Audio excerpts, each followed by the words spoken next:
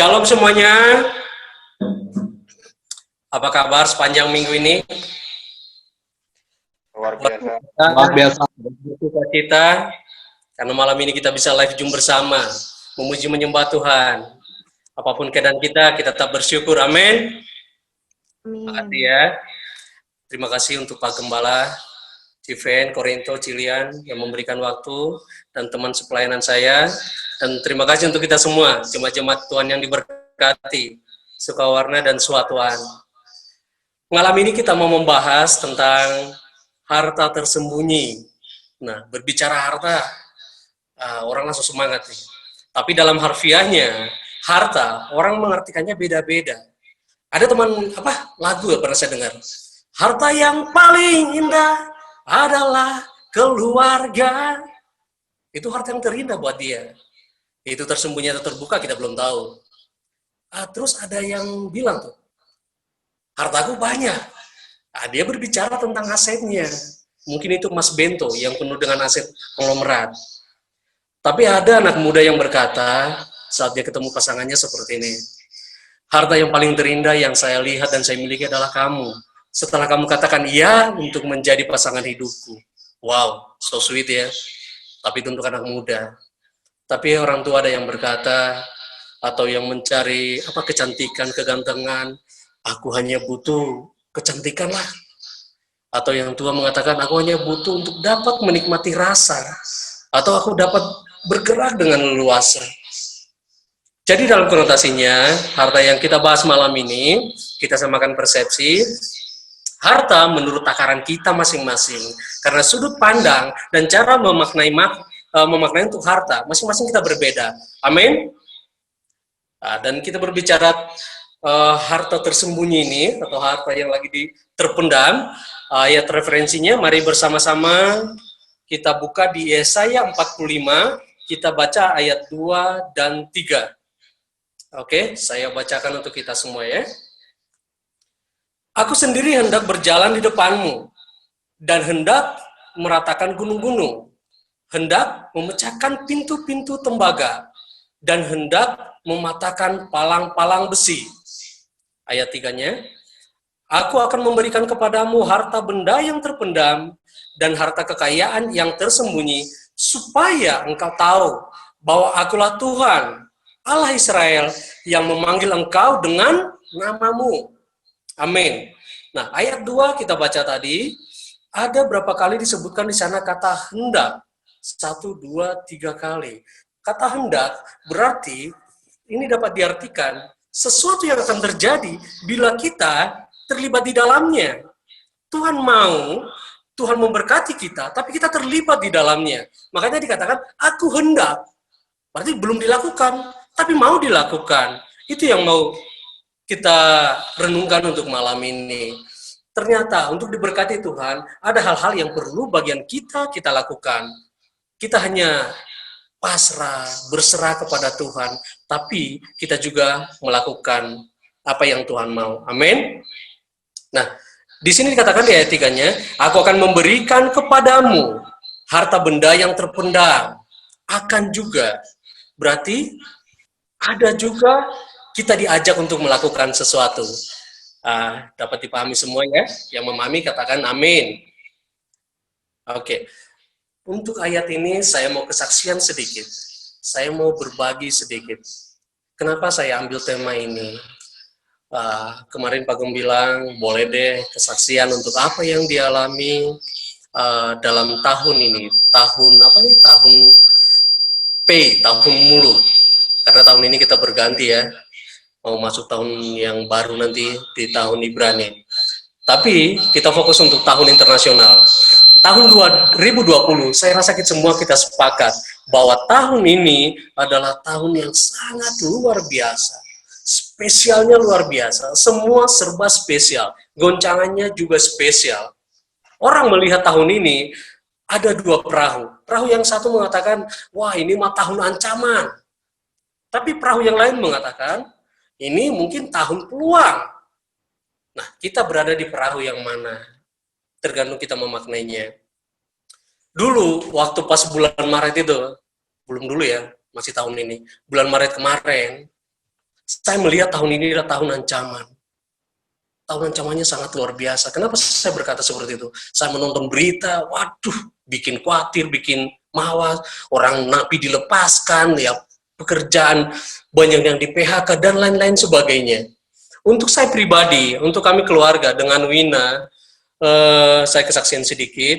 Kenapa saya sebutkan kemarin saya sempat berpikirin tahun ancaman. Saya senang nongkrong bareng dengan Pastor Jun. 2019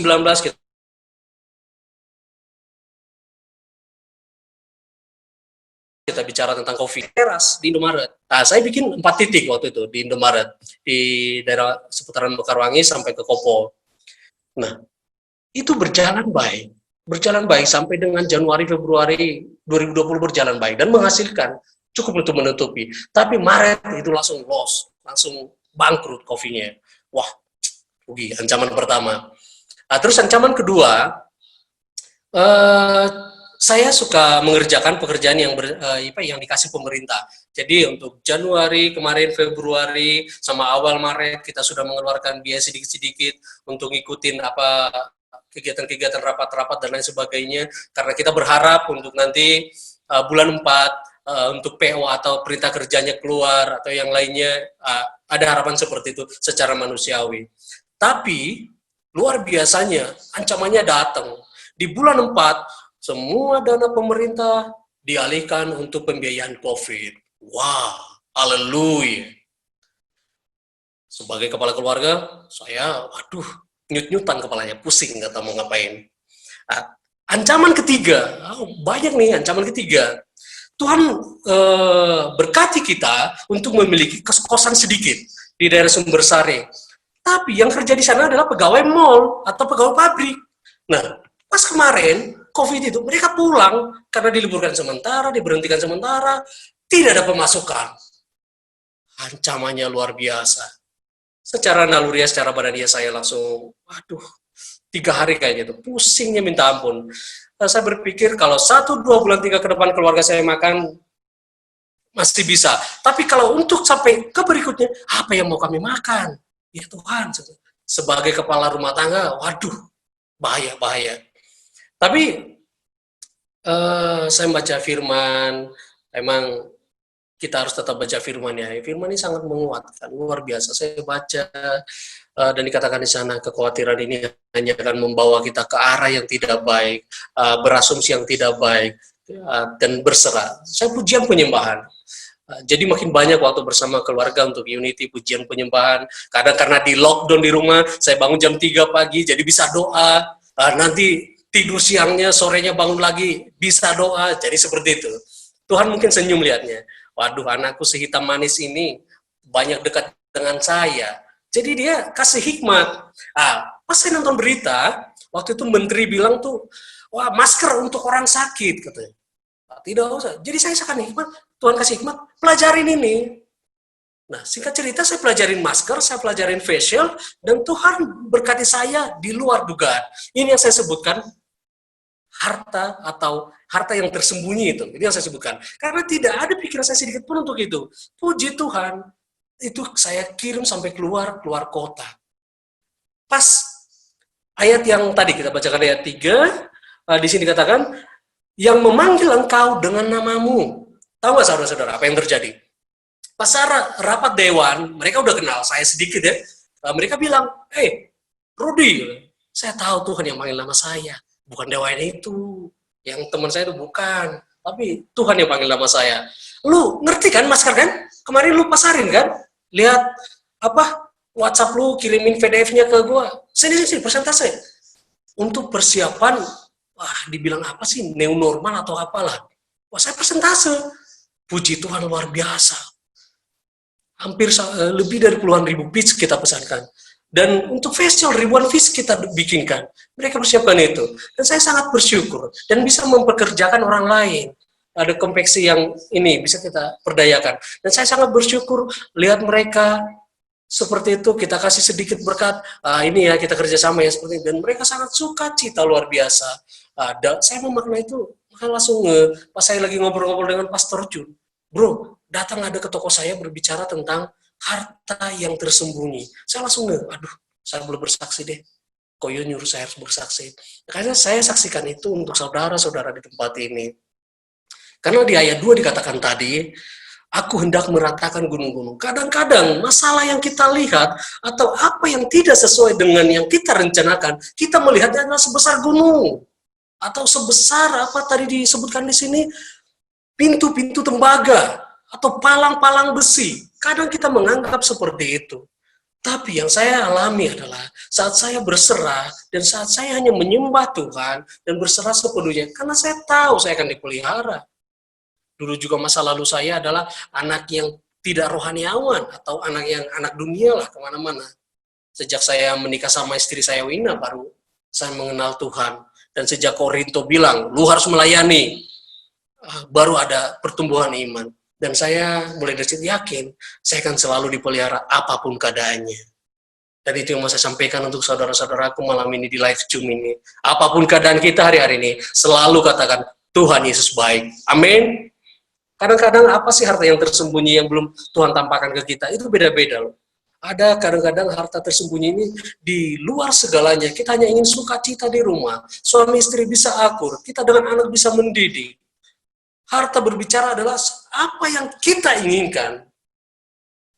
Nah, ada yang berbicara yang lain tentang kesehatannya, yang masih tersembunyi, yang masih seperti gunung. Aduh Tuhan, gimana besar banget sih, gimana harus sembuhnya, gimana harus apa yang aku lakukan. Kadang-kadang seperti itu, tapi yakin dan percaya, berserah kepada Tuhan, dalam sukacita kita pun, sakit itu boleh sembuh. Amin ya.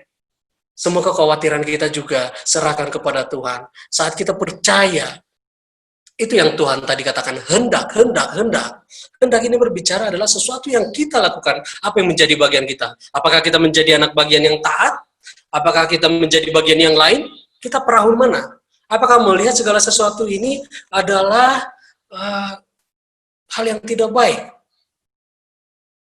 Kita di perahu Tuhan, amin. Boleh lambaikan tangannya yang mau di perahu Tuhan, berserah dengan Tuhan, amin. Tuhan Yesus berkati. Terima kasih, berarti kita sependapat malam ini.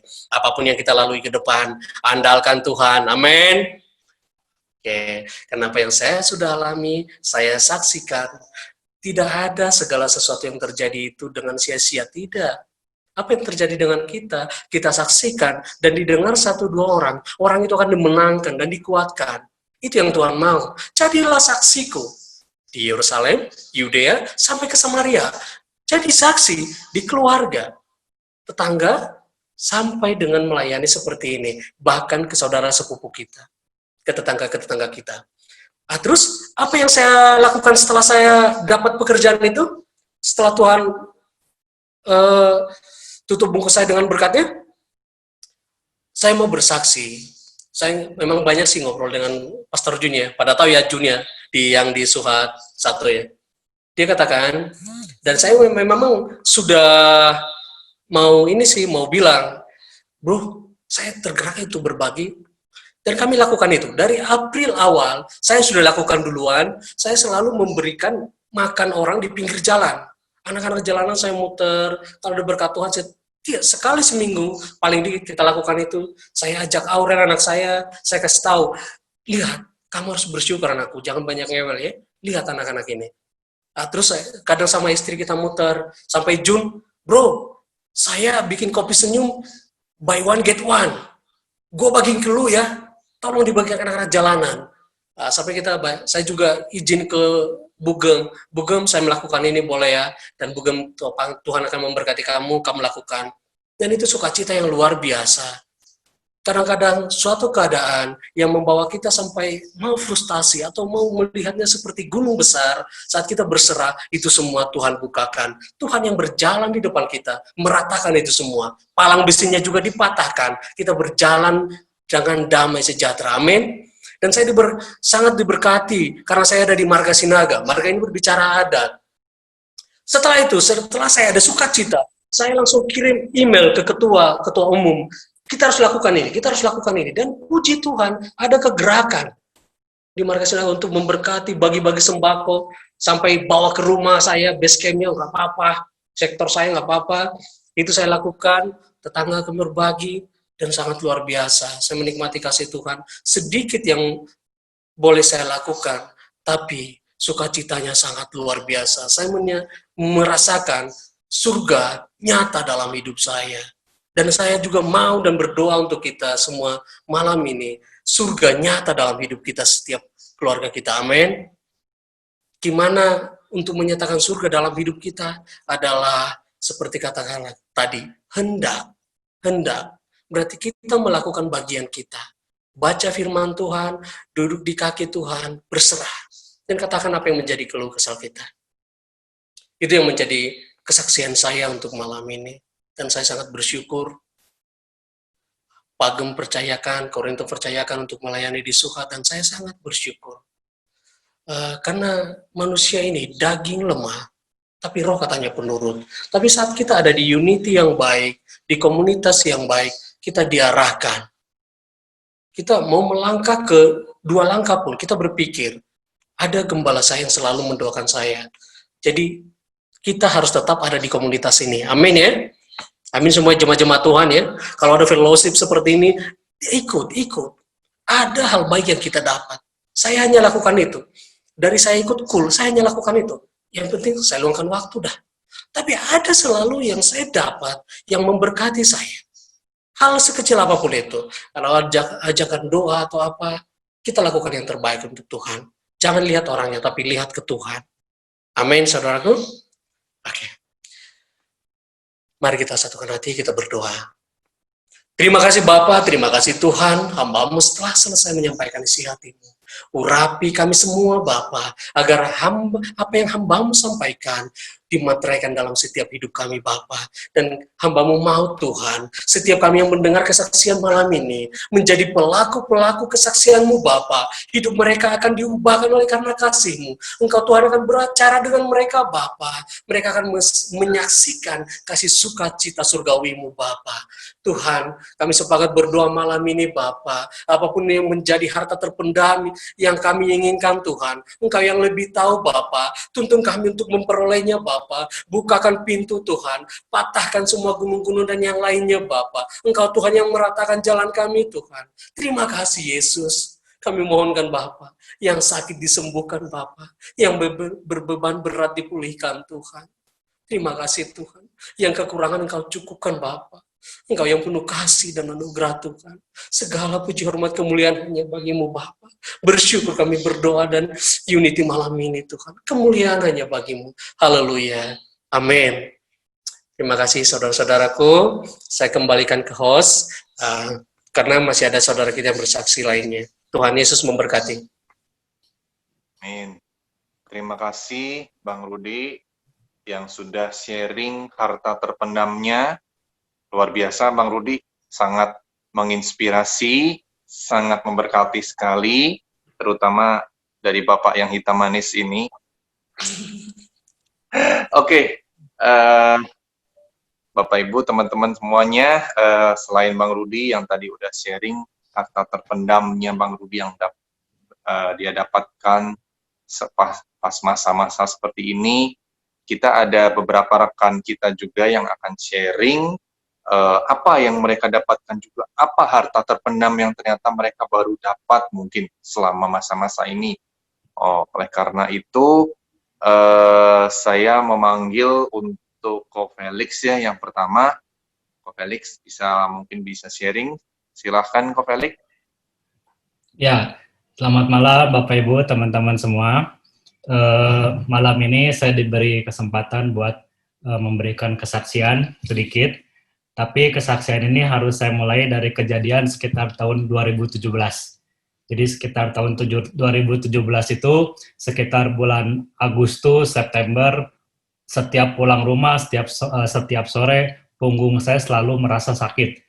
Nah, saya pikir itu cuma pegel biasa, karena setiap hari kerjanya bolak-balik ke proyek, sekedar pegel biasa. Tapi makin lama, makin hari itu rasa nyerinya tuh nggak tertahankan. Udah dipijit biasa, pakai minyak angin biasa, tetap nggak ngaruh juga. Akhirnya saya coba datang ke dokter spesialis olahraga. Dan dokter itu menyarankan supaya saya di ronsen. Dan ternyata setelah di ronsen, saya ada satu syaraf kejepit dan ada HNP-nya juga. Jadi antara tulang punggung itu ada ruas-ruasnya, ada satu syaraf yang nongol dan kejepit gitu. Dan itu saya mulai syok. Aduh, ini urat kejepit gimana nih? Apa mesti dipijit atau mesti gimana gitu. Tapi makin kelamaan rasa sakit itu tuh makin luar biasa. Dan enggak itu aja, makin bulan, makin hari ternyata bukan urat kejepit aja yang bikin saya sakit. Ternyata tulang saya pun ngerasa linu dari ujung kaki sampai ujung kepala. Untuk bangun pun saya ngerasa susah.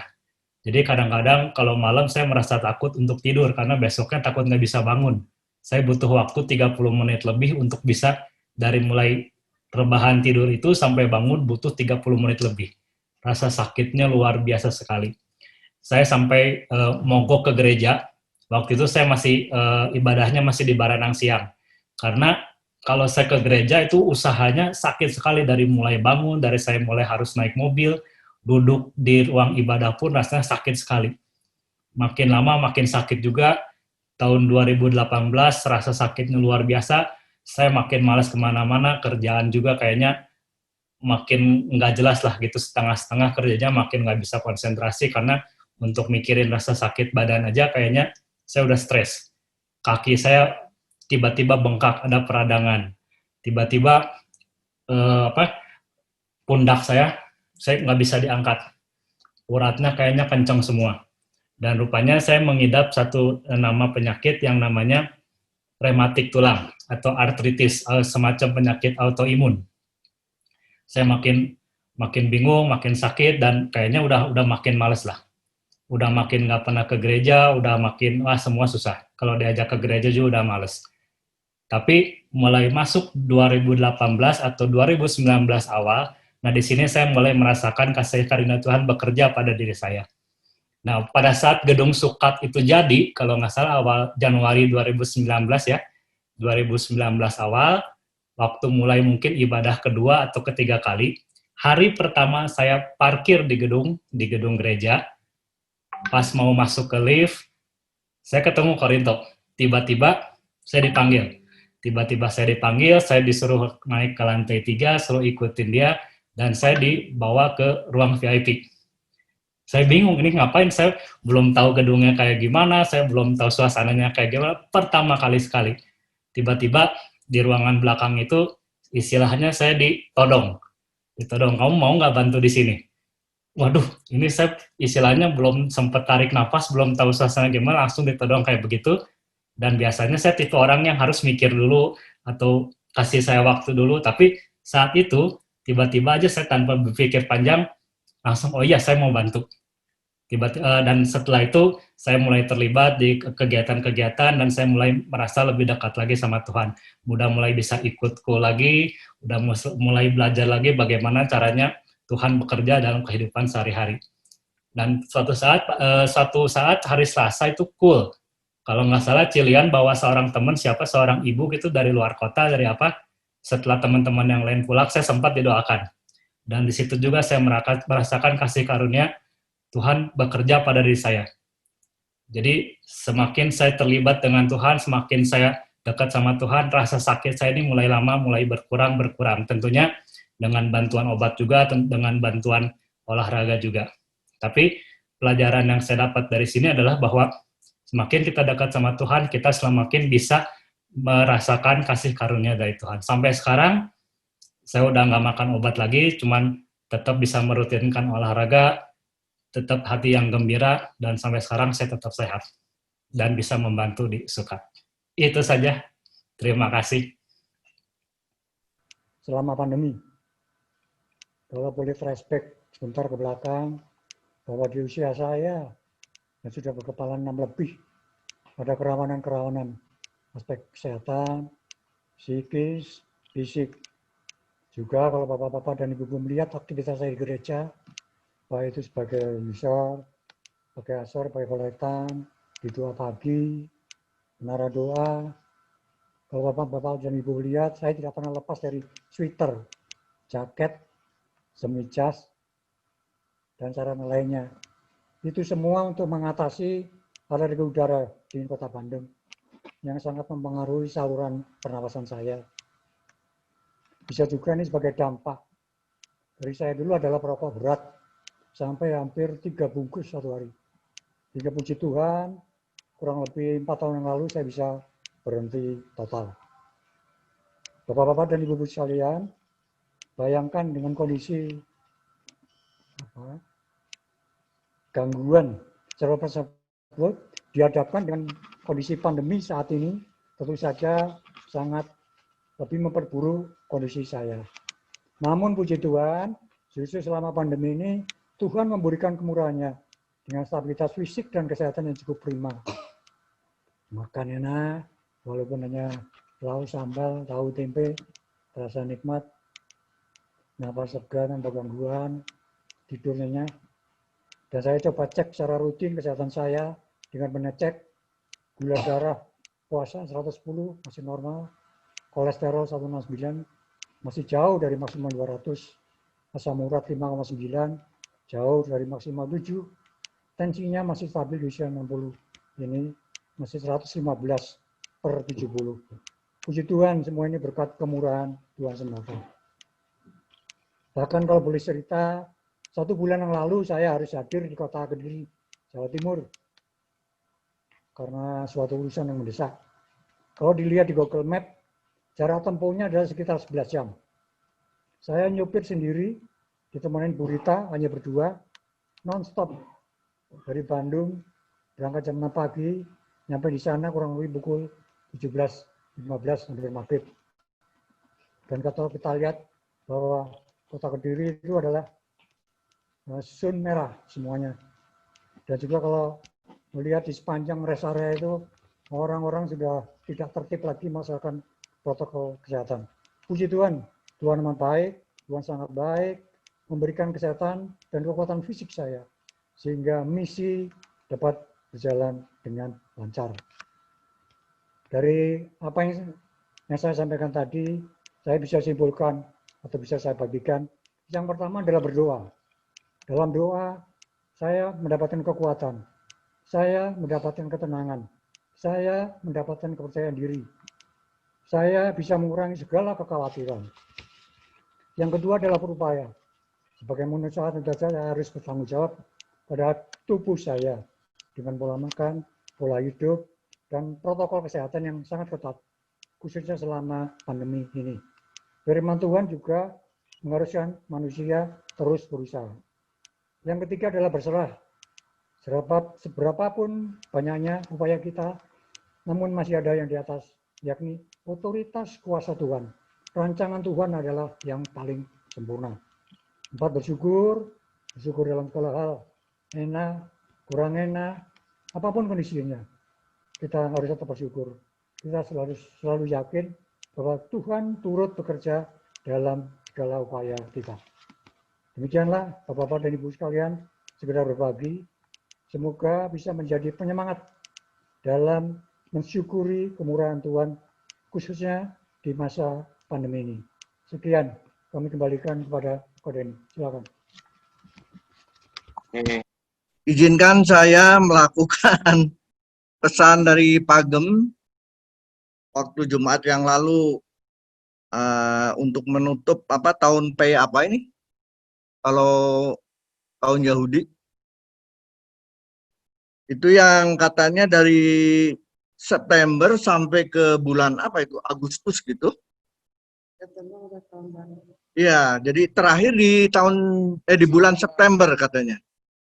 Akhir dari tahun Yahudi itu. Betul kok. Iya, berarti masih ke bawah tahun yang 2019 kemarin. Nah, itu apa yang saya alami di semester kedua tahun kemarin, kalau nggak salah itu. Ada 2 perkara yang saya alami dan itu cukup berkesan. Yaitu pada hari Minggu kejadiannya, dan itu seingat saya pulang dari Lembang. Waktu mobil masih jalan di jalan Lembong ke arah itu ya, kantor Telkom di situ. Itu pas di pertigaan Jalan Merdeka, mobil saya ditabrak motor, bumper depan sebelah kiri. Dan orang-orang di seberang jalan itu langsung ke tengah jalan untuk memberhentikan mobil saya. Saya sebenarnya agak kaget melihat peristiwa itu karena cukup lumayan si orang ini yang naik motor itu jatuh ke jalan itu, ya meskipun pakai helm, saya rada takut. Itu orang itu apa? Kena ini gegar otak. Saya berhenti, ya saya apa namanya, enggak panik juga, tapi dalam hati saya punya keputusan, saya akan tanggung jawab apapun yang terjadi dengan peristiwa itu. Lalu saya parkirin mobil ke halaman di rumah sekitar itu, dan saya mau nyamperin ke orang yang naik motor tadi. Ya, takutnya saya dia nggak bisa berdiri lagi gitu ya. Ternyata enggak, dia dengan apa, kaki terpincang-pincang nyamperin saya, lalu meluk saya, minta maaf, katanya udah pala, Bapak pulang aja, ngobrol lagi, nanti dia bilang, Bang, ada bilang Om, panggil saya. Ya di hati saya juga nggak ada apa namanya, suatu kemarahan atau kejengkelan sama orang itu ya. Malah saya balik tanya sama dia, gimana kamu kondisi ininya? Nggak apa-apa Pak, nggak apa-apa. Udah nggak apa-apa lah, pulang aja Bapak mah gitu. Tapi saya waktu begitu nggak tega juga gitu. Ada polisi, ya polisi melihat saya damai sih, nggak ribut-ribut apa gitu. Saya kasih uang. Pertama orang itu menolak. Enggak Pak, enggak, saya malu.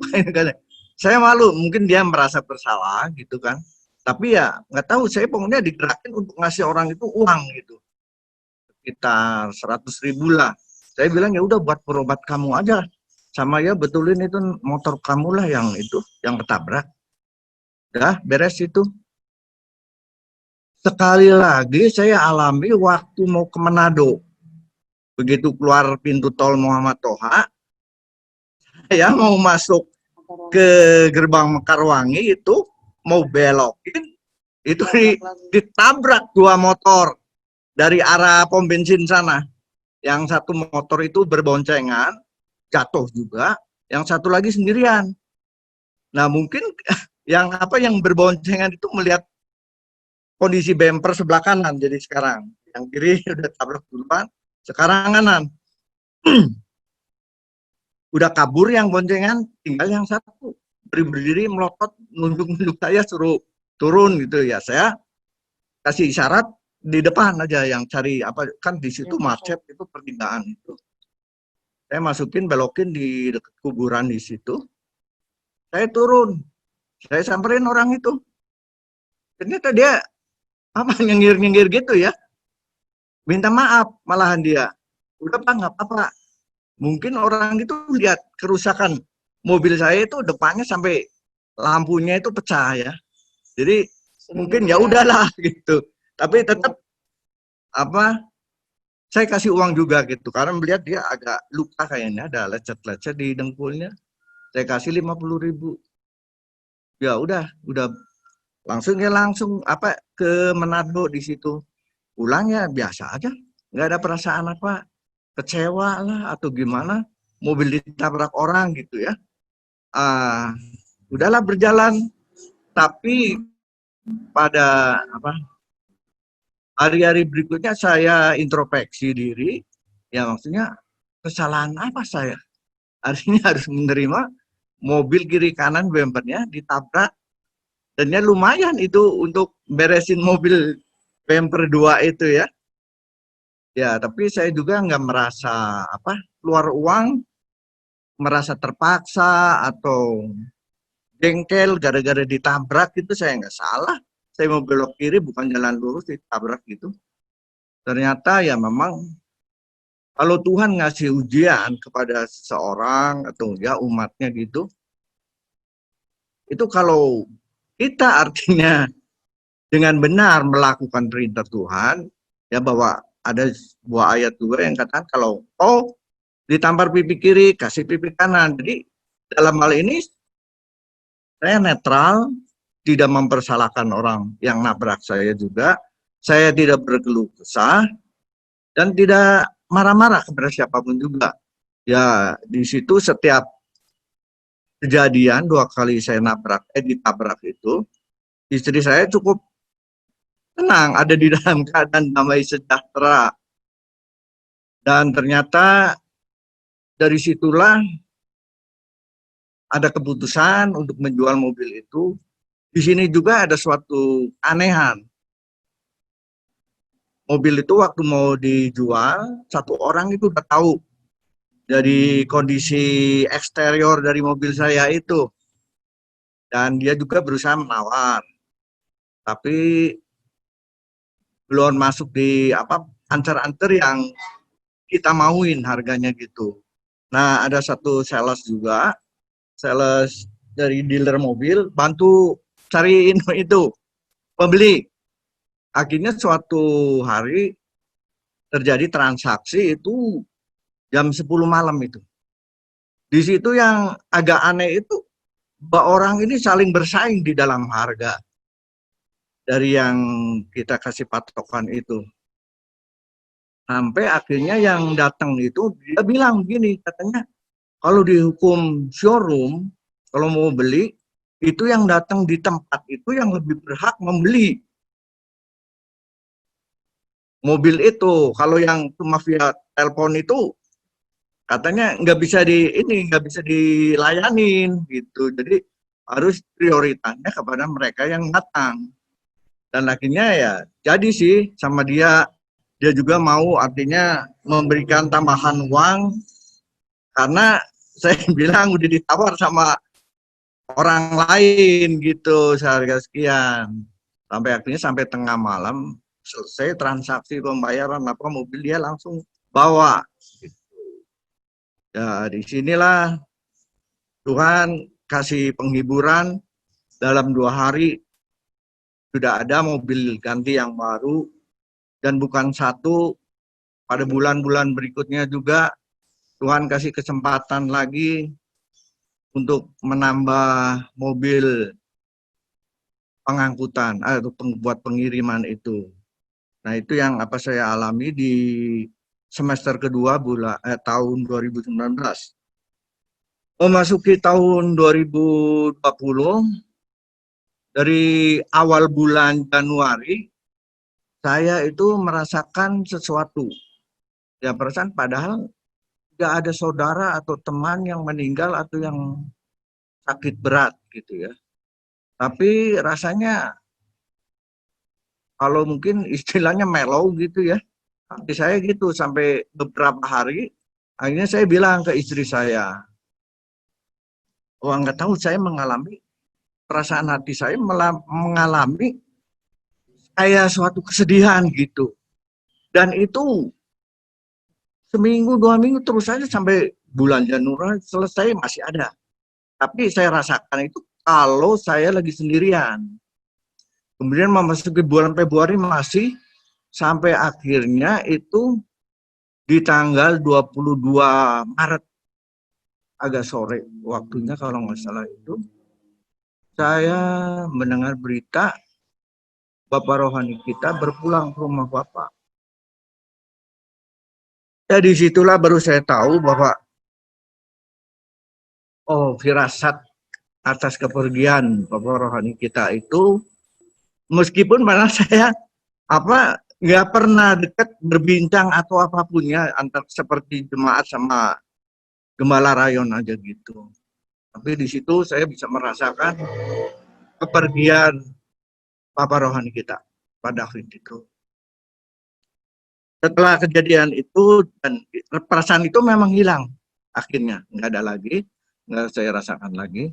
Di bulan Februari saya tergerak untuk membeli itu sepeda statis gitu, yang yang jadi diem gitu, cuma bisa digentot, sama stangnya bisa jalan maju mundur gitu.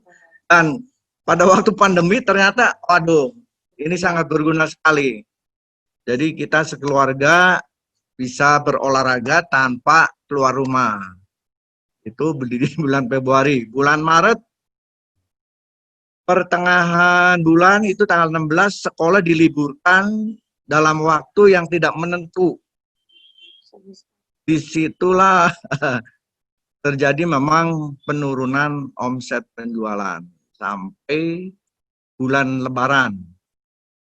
Tapi meskipun kita mengalami kondisi yang demikian, saya tidak memecat atau mengeluarkan, merumahkan karyawan ataupun memotong gaji mereka.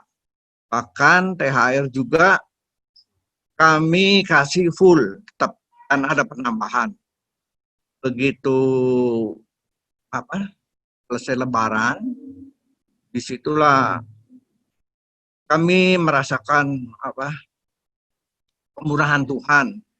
Omset penjualan mulai menaik kembali pulih sampai pada saat ini.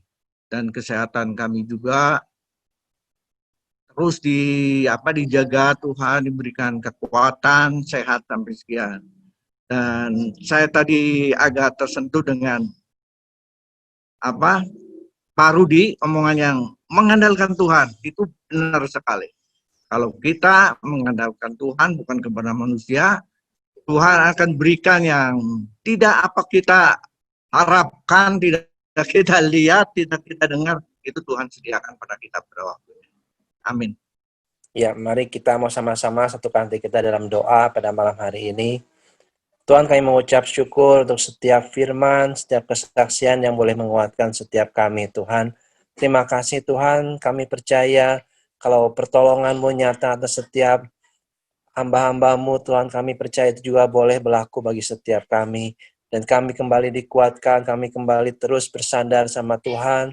Apapun yang hari-hari ini kami hadapi, kami percaya Tuhan kami, Tuhan yang baik, Tuhan yang terus menyertai setiap kami. Tuhan, kami berdoa juga malam hari ini buat bangsa kami Indonesia. Kami tahu situasi tidak lebih baik, tapi kami percaya Tuhan, di tengah segala kegoncangan yang terjadi, kami percaya ada penuaian jiwa besar yang sedang terjadi buat bangsa kami Indonesia. Dan kami percaya bangsa kami akan datang menyembah Yesus Tuhan. Berkati Presiden kami, berikan hikmat, pengertian yang daripada-Mu, supaya apa yang keputusan yang hamba-Mu ambil, sungguh boleh mempermuliakan nama-Mu. Terima kasih Tuhan Yesus, kami berdoa juga buat gereja kami, Tuhan, terus berkati gereja kami, Tuhan, berkati Pastor Niko, juga untuk OTP Pastor Benny Gunawan, Tuhan berkati. Dan untuk setiap hamba-hamba-Mu kami yang ada di tempat ini, kami yang berfellowship hari ini, kami percaya ada anugerah, ada penyertaan Tuhan atas setiap kami. Sebelum kami mengakhiri, kami mau buka hati kami mau angkat tangan kami dan terima berkat yang daripada-Mu saja, Tuhan. Mari kita angkat kedua tangan kita, dan sekarang terimalah berkat dari Allah Bapa, cinta kasih daripada anaknya Tuhan Yesus Kristus, dan persekutuan yang semakin manis, semakin intim dengan Roh Kudus dari hidup kita mulai hari ini sampai Dia datang yang kedua kali. Kita yang percaya sama-sama katakan amin. Amin ya. Selamat malam semua. Shalom ya.